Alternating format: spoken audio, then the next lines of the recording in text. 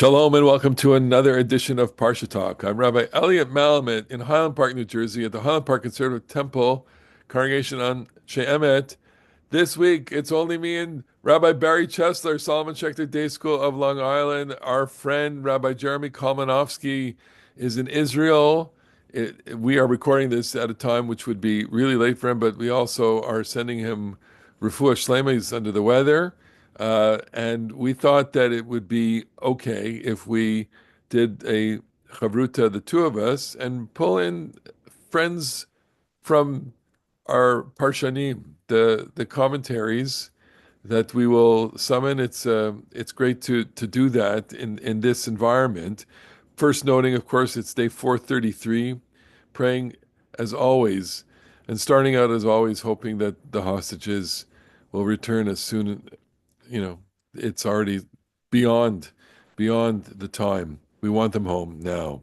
Day 433, and may God protect and watch over them, and as well as all of Israel. As in these tumultuous days, lots of things changing, and things that we're not going to talk about. We're going to be anchored in the text. And the text of this week's Parsha is Vayishlach. Vayishlach functions in a kind of transitional stage in so many ways. It's a transitional moment in the life of Yaakov, because next week we already, move into the stories of Joseph. So we should set the stage and say, create the scene. The scene is Jacob is returning to the land. God has told him to return to the land. He's got to return to the land. There's no way around this. And the reason why he's got to return to the land is because, the land is what God is giving the nation. And the nation it's time that the nation is built. But there are impediments in this moment of Jacob's return. One of them is his brother. And I would say also one of them is himself. And so let's start with the first pasuk, Barry, which is Vayishlach Yaakov malachim lefanav, that Jacob sends malachim. And I'm going to say messengers, agents. He dispatches his kind of, an advance squadron. And I want you to cite for me Rashi. Well, let's finish the verse because the verse actually contains a lot of intriguing information. Go ahead. El Esav Achiv. So it makes Nice. clear that he's sending these messengers to Esau, his brother, Artsa Seir Sedei Edom, Yeah. to the land of Seir in the field of Edom. And what makes this so interesting is that I think growing up with these stories, I've always situated the meeting between Yaakov and Esau in Eretz Canaan, in the land of Israel, but the Torah text doesn't entirely make that so clear. And that should give us pause for thought, because the story of Yaakov and Esau, in addition to being a story about two brothers, is a story about two lands that interact and intersect with each other, and that, as we know, carry down to our own day. So I'm just saying, I'm trying to imagine it and use like a kind of Google satellite or Google Maps, or, and if we imagine, the region. So Yaakov is coming over into the land from Jordan, basically from the what we now know as Right. Jordan. What we would say is that he's coming into Jordan. It's not clear that he comes into Israel at this point, Okay. right? Because the Yabok, if I remember correctly, is an east-west river, Yes. It's on not a the other side north-south of, river. So right. he's on the east side of the Jordan River Okay. and moving south. And so Seir is further south of that, right? Yes. Right. So that's why the verse is so intriguing, because we don't get the sense that he has to cross the Jordan. Right. What's confusing also here is that it tells us that, but at the end of the parsha, that Esau moves to Seir because the land, he understands that the land is not big enough for him and Jacob. So exactly when the movement to Seir takes place is really a puzzle. Right. So now we have Where, the Rashi. okay, so wait. Wherever this encounter, wherever this scene is taking place, there's a dispatch. Who is being dispatched? Rashi. Okay, so Rashi comments on Vayishlach Yaakov Malachim, and Jacob sent Malachim, Malachim Mamash. These are the real Malachim. Malach in Hebrew, biblical Hebrew, could be a messenger, a human being, or it could be an angel, a Yeah. messenger of God. And the word is used for both. And when Rashi says Malachim Mamash, it doesn't really tell us which definition he prefers. Is it the human being or the divine messenger? So in the footnote here, he's quoting a midrash from Breshit Rabbah, Kid Rabbanan de Amri Malachim Mamash, which is, the rabbis are saying this is so we could ask the question of the rabbis really. Why are the rabbis making this Malachim Mamash? So they're picking up on what's going to happen in a few verses where Yaakov is going to have a wrestling match with a malach. Well, could it be also that you know there is a symmetry in the story of Jacob. Jacob leaves the land, and Malachim Olim V'Yordim. He has a dream of angels going up and down this sulam, this ladder, elevated platform, whatever. And now that he's come back, he's got Malachim coming back, and so we have this the sense that there are divine emissaries with him. But you know, it uh, it may make a lot of sense from the point of symmetry and the point of the miraculous. In other words, they have to traverse a large distance, but it doesn't make any sense in terms of the pshat, or does it? Well, I think not, but I think what it does, it highlights the confusion over who Yaakov is going to be wrestling with. What kind of malach is that? But the problem right here, which is anticipating the meeting between Jacob and Esau, one would think that if Jacob is sending divine messengers, that he would feel pretty confident that this is going to be a peaceful meeting. Right. And the messengers, what's puzzling to me in the story is that, and just this verse is, the messengers go. And they do they see Esau? Do they encounter Esau? Do they talk to Esau? Or are they just scoping Esau from a mountain? Are they doing reconnaissance work, or are they going to meet with him? No, I mean, apparently in verse Well, Zion, they have a message for him. Vayashuvu Amalachim El Yaakov Lemor, Banu El Achicha El Esav. Read this. Read verse 5 first. Vayitzavotam lemor. So Yaakov says to them, "Kol tumrun laduni le'esav." I have a message for you. What are we talking about? He says, the mission is to go and see him. Okay. Right. And Jacob describes himself as the Eved of the servant of Esau, Right. which is so critically important because the bracha was Rab Yavod Sa'ir. The blessing that Jacob purloined, shall we say, in Toldot, at the end of Toldot, was that the elder should serve the younger in the way that most people understand it, although the biblical Hebrew allows for the alternate interpretation as well. So when Jacob is describing himself as a servant of Esau, in effect, he's saying that the blessing has been reversed. Okay. So I'm reading closely in the first opening verses here. Vayitzavotam lemor. Jacob says to the messengers, Kotumrum, say to my master Esav, Ko amar avdecha Yaakov, thus says your servant Jacob, Im Lavan Garti, I live with Lavan, Vaychar adata, I'm late. Right, but I also want to draw your attention that the word that you translated my Lord Esav can also be my God Esav. And Ah, that's going to be picked up later also when Jacob is going to describe his meeting with Esav as a meeting with the divine. okay, fine. So he then says, Vayhili Shorach Hamor, I have oxen and donkeys, tzon, I have sheep, ve'eved v'shivcha, servants and maidservants, v'ishlacha, lagid ladoni, limso chen benecha. And I'm sending you this message in order to find favor in your eyes. So now I want to focus on Pasuk Zion, the seventh Pasuk, which is Vayeshuva Malachim. They return, El Yaakov, and they say, Banu el achicha el Esav. We came to your brother, to Esav. V'gam holech lichracha, and he's coming to you. V'arba meot ish imo, and there are 400 men with him. Now, I gave this, reading a little music, which is, look at that. He's coming to you, and there are 400 men with him. Or you could say, Banu el achicha yelesav, v'gam olech likratcha. He's coming to you. V'arba me'od ishim, and he's got 400 people with him. Okay? So here's my problem with this, which is, first of all, Jacob never tells us that you know he never asks the servants, the messengers, what did you see there? Who did you see there? Give me some more data.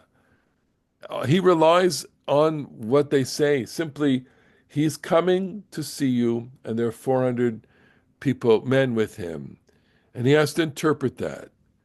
And so this is my question. He's scared. Well, I would hope he would be scared because we have to imagine Yaakov, he has four wives, so that's five, and 12 children is 17, and he has these two servants that he sent off. So maybe he's 20, let's say there are 50 people altogether. If we say he has a lot of staff. But Esau has 400 people. And So there's this no mention, as you mentioned when we were talking before we recorded, that Esau's family is with him. All right. So this is the classic way of interpreting this text, which is that here we have the contrast between the family man and the gang leader. Jacob is a man with four wives, dozen children, and a whole support staff, that is helping him, and there certainly are flocks there. He's the seed. He's the kernel, the nucleus of what will be a nation. And so the Torah is so fixated on family, right? And it's saying this is the family. This is where, and we look at this and we go, yeah, we can identify this. We as Jacob's descendants say, this is our father. Our father has a family. It's a large family, okay?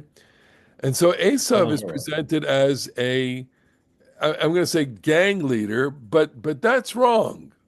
Maybe that's So I think a better way of understanding it is that when Jacob gets the report of the 400 men with Esau, he finally understands that he does not know who his brother is.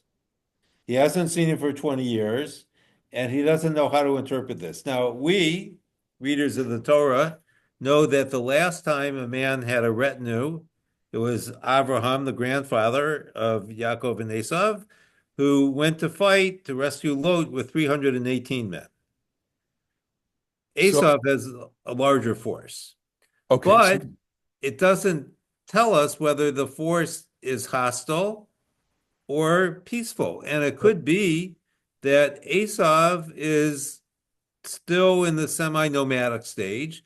So he's traveling with, rather than say gang, which as we know is a loaded term, his tribe. That these are his people, the people that have been gathered around him. so let me And let me let me one let me last try. point, if I Yeah, might, go ahead. Go ahead. that, and it makes a striking contrast because up until this point, we've only seen Esau outside of his nuclear family with three other people, which are the three women that he married. He has no association with anyone. And now all of a sudden, he's obviously a lot larger than a family. He's 400 strong. He's a tribe. Well, let me put it in a different way, because what you're when you're talking like this, I'm thinking like, well, there is a difference here. We traditionally make the contrast between Jacob as a family man and Esau as a kind of gang leader, but let's not underestimate what kinds of skills and leadership uh, are necessary to amass a following, and that the fact that he is coming with this large number of people is a political statement rather than a family statement. It says that here are people who are aligned with them. I'm trying to make this contemporary, which is, you know, when you have a delegation, an official delegation of, let's say, the president, okay? The president gets on Air Force One and makes a delegation. The president is not coming as a family man, okay? Now, yes, the president may come with members of his family, come with his, in the case of, may come with the first lady, uh, but in general, they're coming as a government, okay? They're coming as representatives of the government, and so the people on the plane are the entourage of the president to assist in the functioning of the state and the presentation. In other words, they're not there as a threatening force. They're there as a kind of representation. And so rather than see Esau coming on a mission, a military mission, a conquest, why don't we see him here as someone who, in the course of his 20 years, look what he has accomplished. Yaakov, put together a family based on four wives and all the locking problems of of those relationships. And here Esau in the intervening time has put together a following. People like him. They're connected to him. They're men, um, and they'll go with him. It's I mean I think about sometimes these celebrities who walk around in packs. They have their protectors. They have their bodyguards, but they also have their the people that play, certain roles with them. Think of Elvis or Sinatra, right? They're always with people, and and when they go to visit, they're going with these people who are fixers, who arrange things for them, and by coming with their entourage to another person, they're actually showing honor. And so here's the So, alternate version of this, which is that Asaph is coming to honor Jacob, not okay, to oppose him. it's a fascinating reading. I would make the following observation that, you suggested there's a kind of diplomacy here. And in diplomacy, the deal is often struck before the leaders meet. Yeah. So I would ask you to consider what the backstory might have been here. So Jacob has been in Aram Naharaim for 20 years, and Esau has remained in the land. He's been the more successful of the two brothers. Yes. And there's no question about that. Jacob, perhaps with some wanderlust, if we want to make it a modern story, goes off to find himself and now comes back not quite victorious, but he's got to go home. And Esau is the accomplished brother. Who could have predicted that? Right? The earlier stories with the blessing and the birthright suggest that Yaakov is a successful brother and Esau is something of a bumbling fool. But here the situation is reversed. So what we superimpose on Asaph all of this negative stuff. I Yeah, mean, I Al don't like it Kharbach, I mean, we myself. have, what's that? The rabbis do it or Yeah, I don't like it. I think Aesop gets a bum rap in well, some way. even he got this from Yitzchak in the bracha, Al Kharbach Tichya, you're going to live by the sword. And so part of his life has to be a kind of fighting against that. And I'm thinking about never mind, the politician, but take a person who builds a company, okay? They start out with an idea and they put together their company, and after 20 years you could establish quite a sizable, company with lots and lots of employees. You think that I watch Shark Tank a lot, okay? These people come on Shark Tank, they come with an idea and they pitch the idea and they get an investor. And sure enough, 3 years, 4 years later, they have a company, they're selling millions of dollars. And when they're successful, I mean, we don't hear the stories of the ones who don't succeed, obviously, but people who succeed are able to amass, following. They find the right team, they develop, they become a force. And and Esav is respectable in that here is a person who has amassed a force, a wealth, and is in somewhere in the land, which means that he has relationships. He's still aligned with his father, I think, and maybe some other people. He's got a relationship with Ishmael, who he marries, whose daughter he marries. He's got a relationship with some of the Chivites, the locals. So I would say that I don't want to make Esau into a gang boss. Let's make him into He's a sheikh. He's the leader of the tribe. let's make him into a sheikh, make a CEO, a person of import. So Right. and so in coming to see his brother, he wants to reclaim a part of his story. So I like that very much. So I imagine that he hears that Yaakov is coming and he comes to meet him, so to speak, halfway, not allowing Yaakov to come into the land, but going out to greet him. And I think we could understand it as being a peaceful gesture. He's with 400 men because that's who he's with. So now then let me ask you if Jacob is not listening between the lines here, and he's not investigating the report of his emissaries, and it seems he's only afraid because that's exactly what he does. He said, look at Vayira Yaakov, verse 8, Vayira Yaakov Ma'od. He is terribly afraid of this. He only hears what he wants to hear. And why does he only hear what he wants to hear? Because he's guilty. He's still very guilty. He feels that everybody's dug out to get him, and that he has unfinished business. He has something to do in himself. He has Well, to, okay. So what happened, one way to understand this, I think, is that Yaakov goes back east and makes a life for himself and then is coming back. And he first has to make his life in the land of Canaan, right? He is an unfinished symphony, shall we say. But Esau is the complete man. He's done what he's supposed to do, which is build his empire, and he's done it well. Yaakov, coming back, hearing that Esau has 400 men, understands all too well that he has not yet made his mark in the land that's supposed to be his birthright. right. And what he's driven by fear. He's Yeah. afraid. And his actions are peculiar. He splits up his family. You know, it sounds like these are desperate measures. It's So, because I think when Yaakov has to face a conflict, he becomes transactional, yeah, right? I think at the end of last week, I think it was he makes the vow when he comes back, right? At the beginning of Vayese, when he is about to leave the land of Canaan, he says, "Well, if I come back successful, I'll give you 10%, God." right.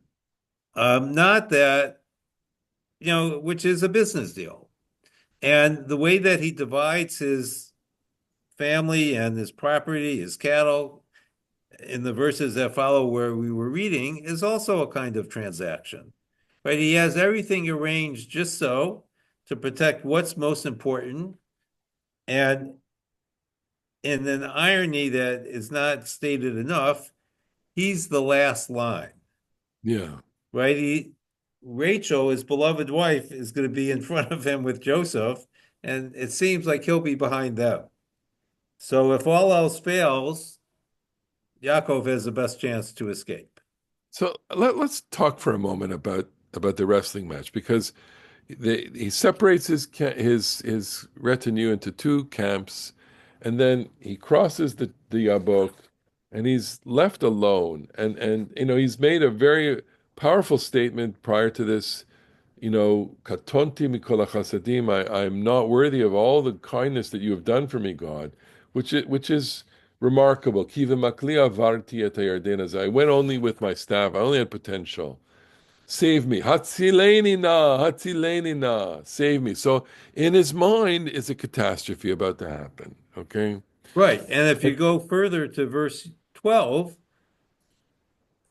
Hatzileni na miyad achi miyad Esav, save me from the hand of my brother, the hand of Esav, ki yarei anochi oto, because I'm afraid of him, pen yavo v'hikani em al banim, lest he come and smite the mother with the children. Right. And I think that this is the language of Yaakov. This is what Yaakov would have done because Yaakov is always looking for the advantage. And if the advantage involves doing things that one would rather not do, Yaakov will do them if necessary. But I think the way that Esau has been portrayed so far doesn't suggest that this really represents an Esau that we've seen in the Torah so far. Okay. There's no reason to think that Esau is going to kill anyone. The only person he wanted to kill was Yaakov. And I think, as I mentioned before we started recording, that I think that Esau is impetuous and impulsive, but he's not homicidal. And he's not homicidal. And so are you saying, maybe I'm saying this, which is that Jacob has misread the whole situation. One possible reading of this text is that here is Esau. He's not coming be as a marauder. He's not coming as a gang leader. He's coming to honor. He's coming out of joy. He's coming out of curiosity. He's coming with emotion because he hasn't seen his brother for 20 years. And I'm going to say that's a part of his story that's not been there. And a whole lifetime has gone on without, Memorial Day picnics, without July, without the cycle of life that you share with part of your family. That he hasn't had that. And so there's tremendous pain in both of him.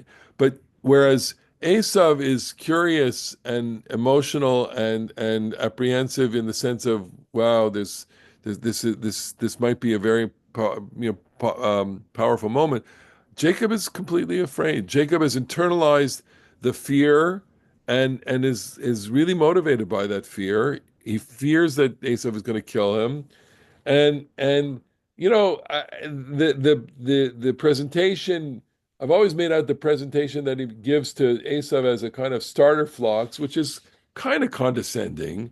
The condescension is you're assuming that I don't have any of this. You're assuming that I don't have flocks of my own. You're assuming that I'm not able and not smart enough to do this because I'm a hunter. Fine, okay. And then I want you I'm doing this as a gift to you. Then we have the scene, Vayakam Balaylahu. He gets up at night, he stays alone. Vayivater Yaakov levado. He's alone after dispatching his family. Vayavek ish imo ad alot hashachar. A man fights with him till the morning. So one way of understanding this is that this is a demon, this is an angel demon, or whatever, the boundary demon. I think Nachum Sarna says that in the commentary, right? That this is, the kind of mythology that is demythologized as entering the land. Another way of understanding, I came across this very interesting interpretation, which is that this fight is not about going into the land, but it's a fight about preventing him from leaving. And that makes a lot of sense to me.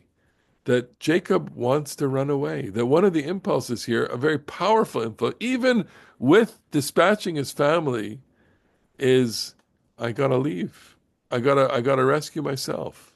Right? It's almost implausible because we would think here's a guy that has built all of this up, but he has this potential to save his own skin right now. And the angel or the wrestling partner is saying, no, you're not allowed to leave. You have to be here. You have to face this now. Be a man, face it. It's not the end of the world. Your brother's not coming to kill you. Go back, figure out what you need to figure out, and deal with it. Meet him where you are, and do it in yourself. Overcome what is preventing you from doing this, and you need to do this.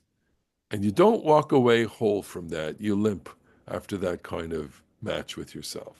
I don't know if you have a So, reaction to that. okay, what you said is very rich. However, it does say that he walks into Shechem hole. So once he meets his brother, even though he's limping, he is made whole again, I think, although I not th- physically. so I think the encounter has a catharsis because they both cry, they both kiss each other, they cry, and every time there's this kind of emotional outpouring, it's everything. Everything is there.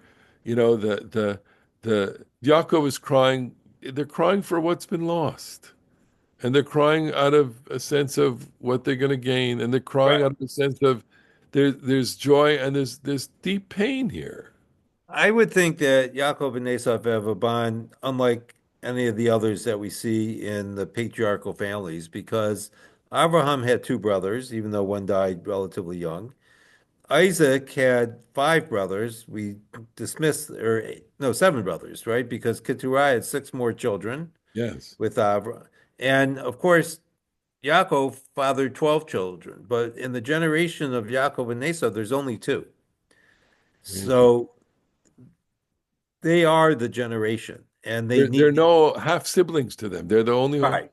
And they need each other, right? Yeah. They cannot fulfill their lives Yeah. without the other, I think. I've never thought about that before. So that makes you know, zechut for that. That's the for watching this podcast.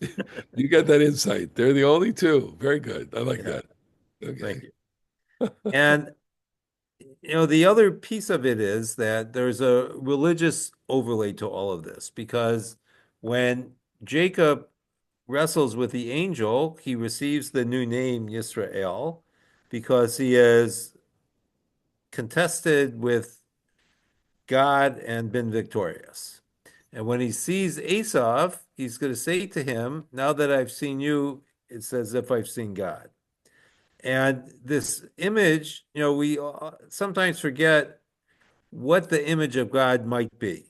And the image of God sometimes is another human being. And for Yaakov, that human being is his brother, because when he sees him as he is, that's an avenue to seeing God.